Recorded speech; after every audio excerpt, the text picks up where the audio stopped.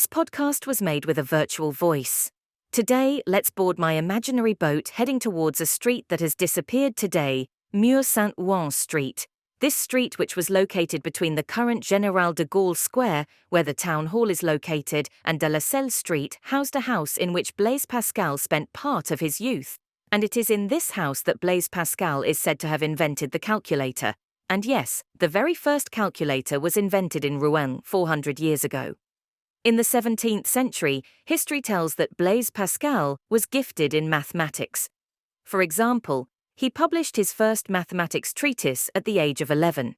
His father, also passionate about science, greatly participated in his education, and the latter was appointed to Rouen in 1640 as intendant and will have the difficult task of collecting the taille, a direct tax which varies from one individual to another. His father's complicated work will lead Blaise Pascal to look for a way to help him. And it was after 3 years of research that the Pascaline was born, the first calculating machine.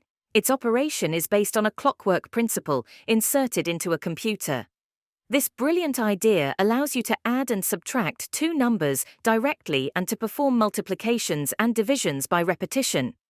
A real godsend for his father, who saw his work somewhat relieved.